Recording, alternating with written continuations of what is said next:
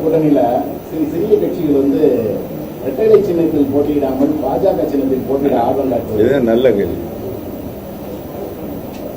பழனிசாமி பாரதிய ஜனதா கட்சி இணைந்து அமைத்திருக்கின்ற கூட்டணி யார் தலைமையாக கூட்டணி சொல்லுங்க? யார் தலைமையாக கூட்டணி? யார் சொல்ற? அப்படி எடப்பாடி பழனிசாமி தலைமையிலான கூட்டணி என்றால் அவர் அழைத்து வருகின்ற கூட்டணி மற்ற கட்சிகள் அவருடைய சின்னத்தில் போட்டியிட விரும்பவில்லை என்றால் எடப்பாடி பழனிசாமி சார்ந்திருக்கின்ற கட்சியினுடைய சின்னத்தை தானே போட்டியிட வேணும். இப்ப பாதி பேர் அங்க தாமரையில் போட்டிடுறாங்க, பாதி பேர் இங்கே போட்டிடுறாங்க. இப்ப யார் தலைமையிலான கூட்டணி? ஆக எடப்பாடி தலைமையிலான கூட்டணி இல்லை என்ற முடிவு எல்லாமே டெல்லி பட்டணத்திலிருந்து உத்தரவு வருகிற கூட்டணியாகத்தான் இருக்கிறது. தமிழகம் முழுக்க சுற்றுப்பயணம் சுற்றுப்பயணம் மேற்கொண்டு வந்திருக்கீங்க. இதுல வந்து எடப்பாடி பழனிசாமி அவர்களை மட்டும் நன்றாக ஒரு கடும் விமர்சனங்களை நீங்க முன்வைக்கிறீர்கள். இது வந்து எப்படின்னா ஒரு அதிமுக தொண்டர்களையும் திமுக பக்கம் இருப்பதற்கான ஒரு முயற்சியா? எங்க இருக்காங்க அதிமுக தொண்டர்? பூரா தொண்டர் டிஎம்கே சேர்ந்துட்டாங்க. எனக்கு மிகப்பெரிய ஆச்சரியம். நான் சுற்றுப்பயணம் இருக்கும்போது அனைத்து ஏற்கனவே அம்மா காலமானதுக்கு பின்னால் லட்சக்கணக்கான தொண்டர்கள் அதிமுக தொண்டர்கள் பூரா டிஎம்கே சேர்ந்திருக்காங்க. இப்ப நான் போய் திருமக்குளத்தில் இணைப்பு மாநாடு நடத்தியதற்கு பின்னால் தென் மாவட்டங்களில் சுற்றுப்பயணம் செய்யும் என்னோடு இருந்த லட்சக்கணக்கான தொண்டர்களும் இன்னைக்கு திராவிட முன்னேற்ற கழகத்தில் இணைந்திருக்கிறார் என்பதுதான் நிதர்சனமான உண்மை.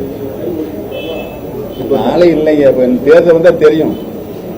இவர் சும்மா தேர்தல் அறிக்கை நீங்க வெளியிட்டு எப்படியாவது தான் ஒரு ஆளுமிக்க தலைவரை நிரூபிக்கிறதுக்கு அந்த மாதிரி மக்கள் நம்ப வைக்கிறதுக்காக நீ நாடகம் நடிச்சிருக்காரு. இந்த நாடகம் உண்மையிலேயே எடுபடாது. இப்போ வந்து இந்த அதிமுக சட்ட விதிகளை மீட்கும் போராட்டம் வந்து நீங்க முன்னெடுத்துருக்கீங்க. அது வந்து நீதிமன்றத்தில் எழுதியிருக்கு. நேற்று கூட ஒரு மீட்டிங் சொல்லியிருந்தீங்க. அதை பத்தி வந்து சொல்லுங்க. அதோட மூவ்மெண்ட் எப்படி? புரட்சி தலைவர் எம்ஜிஆர் அவர்கள் கழக அதிமுக என்ற இயக்கத்தை அரசியல் கட்சி இயக்கும்போது 45 சட்ட விதிகளை அவர் உருவாக்கினார். 44 சட்ட விதிகளை திருத்தம் செய்து கொள்ளலாம் அல்லது ரத்து செய்தலாம், காலத்துக்கு மாற்றம் செய்து கொள்ளலாம் என்ற அந்த சட்ட விதிகளில் இடம் இருக்கிறது, திருத்துவதற்கோ ரத்து செய்வதற்கோ. ஆனால் ஒரே ஒரு விதியை மட்டும் திருத்தம் செய்யவோ ரத்து செய்யவோ கூட தலைவர் அவர்கள் கைப்பற்ற எழுதியிருக்கார். என்ன விதி என்று சொன்னால், கழகத்தினுடைய பொதுச் செயலாளர் என்ற பதவிதான் முதலில் தேர்தல் நடத்தப்பட வேண்டும். அந்த கழகத்தினுடைய பொதுச் செயலாளர் பதவியினை அதிமுகவுடைய தொண்டர்கள் அவருக்கு அந்த உரிமையை கொடுத்திருக்கார். தொண்டர்கள் அனைவரும் தன்னுடைய வாக்குகளை பதிவு செய்வதற்கு தேர்தல் மூலமாக தேர்வு செய்யப்பட வேண்டும் என்றுதான் பொதுச் செயலாளர் பதவிக்கு அவர் அந்த கண்டிஷனை வச்சிருக்காரு.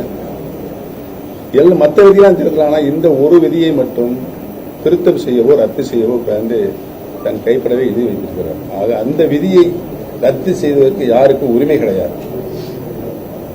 அதற்காகத்தான் நான் உச்சநீதிமன்றம் சென்று வழக்கு போட்டுக்கிறேன். அதோடு சேர்ந்து பல வழக்குகள் 6 வழக்குகள் இங்க இருக்கிற உயர்நீதிமன்றத்தில் சென்று உச்சநீதிமன்றம் செல்லும் போது அந்த 6 வழக்குகள் இங்கே இணைத்து அங்க ஒரு டைரக்ஷன் கொடுத்திருக்காங்க, வழிகாட்டுதல்.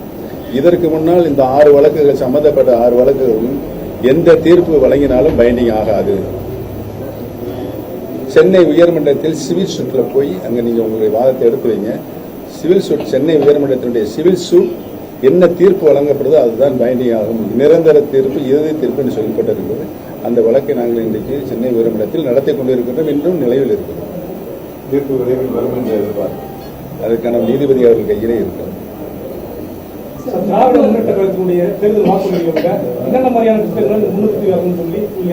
உறுதியா மக்களுக்கு பயனுள்ள நீண்ட கால திட்டங்கள், தொலைநோக்கு திட்டங்கள் திராவிட முன்னேற்ற கழகத்தினுடைய தேர்தல் அறிக்கையில் வரும். தேர்தல் அறிக்கை வந்தவுடன் இன்றைக்கு இருக்கிற அரசியல் கட்சிகள் திராவிட முன்னேற்ற கழகம் தவிர குண்டக்கான துணியக்கான ஓட போறாங்க. இந்த தேர்தல்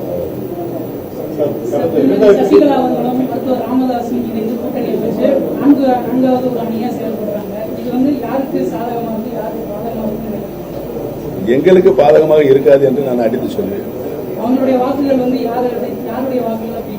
அது நீங்க அவர்கள்தான் கேட்கணும்.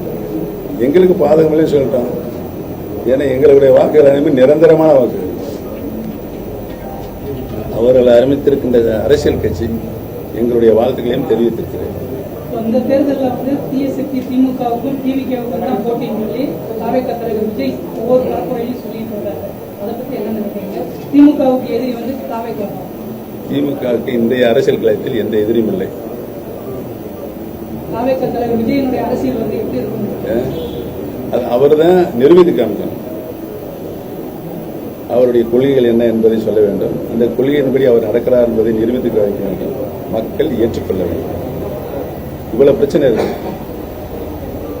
சட்டமன்ற தேர்தலில் ஜெயிச்சிங்கன்னா உங்களுக்கு மினிஸ்டர் பதவி ஏற்படுவதற்கு முதல்ல வந்து சட்ட வேட்பாளரை நிறுத்துவதற்கு தளபதி அவர் உத்தரவிட வேண்டும். அதற்கு பின்னால் மற்றதெல்லாம் கடந்த 2021 தேர்தலில் திமுக தேர்தல் அறிக்கையில் வந்து மகளிர் உதவிக்கு 1000 ரூபாய் அறிவிச்சார். அது சாத்தியமில்லைன்னு சொல்லி எடப்பாடி பழனிசாமி கூட்டாரு.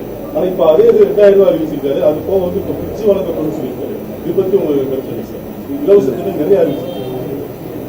திராவிட முன்னேற்ற கழகத்தில் அறிவித்த அனைத்து திட்டங்களும் பயனுள்ள திட்டங்களாக இன்றைக்கு நாட்டு மக்களுடைய திருக்கரங்களில் கிடைத்துக் கொண்டிருக்கிறது. அவர்களும் பயனுள்ள திட்டமாக அதை பயன்படுத்திக் கொண்டிருக்கிறார்கள். 1000 ரூபாய் என்ற உரிமைத் தொகை வழங்கப்படும் என்று சொன்னால் வழங்கினார்கள். விடியல் பயணம் என்று சொன்னார்கள். அதுவும் இன்றைக்கு மகளிர்கள் இலவசமாக பயணித்துக் கொண்டிருக்கிறார்கள் போக்குவரத்து கழகங்கள். அனைத்து நிலைகளிலும் இன்றைக்கு திராவிட முன்னேற்ற கழகம் அறிவித்த தேர்தல் அறிக்கையில் இருந்ததை காட்டிலும் தேர்தல் அறிக்கை இல்லாதை காட்டிலும் நிறைவாக மக்களுக்கு பல்வேறு திட்டங்களை தந்து கொண்டிருக்கிறார் என்பதுதான் இன்றைக்கு உண்மை. நீங்க ஏற்கனவே கடந்த ஆட்சி வந்து நிதியமைச்சராக செயல்பட்டு எடப்பாடி பழனிசாமி அறிவித்த நிதி இலவச திட்டங்கள் சாத்தியப்படுமா சார்? அவரால் கொடுக்கவே முடியாது. மக்களை ஏமாத்துறதுக்கு இந்த தேர்தல் அறிக்கை மூலமாக இவ்வளவு தேர்தல்களையும் அறிவித்தது என்றால் அவரால் முடியாது. நான் ஒன்று மட்டும் சொல்றேன், ஒவ்வொரு தேர்தலிலும் தேர்தல் அறிக்கையில் நாங்கள் மதுவை நிறுத்துவோம் என்று சொல்லிக் கொண்டிருக்கிறார். பழனிசாமி கூட 2019 அந்த நாடாளுமன்றத்தில் சொன்னார். 20 கொரோனா வந்துச்சு. 20 கொரோனா வந்தது. கொஞ்சம் அமைதியாக தம்பிகளா. கொரோனா வரும்போது 146 நாட்கள் முழுவதுமாக மதுபான கடைகளும் அடைக்கப்பட்டது. இவ்வளவு அதிகமான நாட்கள் மதுபான கடைகள் அழைக்கப்பட தொடர்ந்து மதுபான கடைகளும் தொடர்ந்து நிரந்தரமாக மூடியிருக்கலாம். அதை பழனிசாமி செய்யும். 146 நாட்கள் என்பது அது மக்கள் ஓரளவுக்கு மறக்கக்கூடிய நிலைக்கு வந்துவிட்டார்கள். அதனை தொடர்ந்து அந்த மதுபான கடை அடைத்திருக்கணும். அது செயலில் இவர் சொன்னார்ல, நாடாளுமன்ற தேர்தலில் 19 நாடாளுமன்ற தேர்தலில் மதுபான கடை அடைக்கப்படும் சொன்னார்ல, செஞ்சாரு. அது மாதிரி இவர் சொன்னாலே எதுவுமே செய்யல.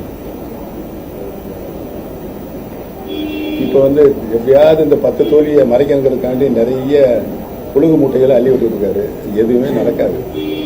மக்கள் மறந்து விடுகின்ற எண்ணத்தில் இவர் விளையாட்டு இருக்க அரசியல் விளையாட்டு இருக்காரு.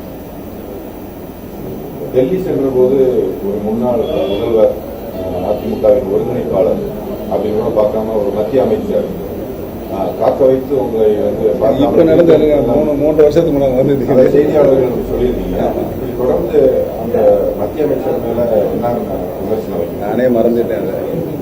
எதையும் தாங்கும் இதயம் வேண்டும் என்று அண்ணா சொன்னார் என்று சொல்லிவிட்டு மறந்து அப்பவே அதை டிராப் பண்ணிட்டேன்.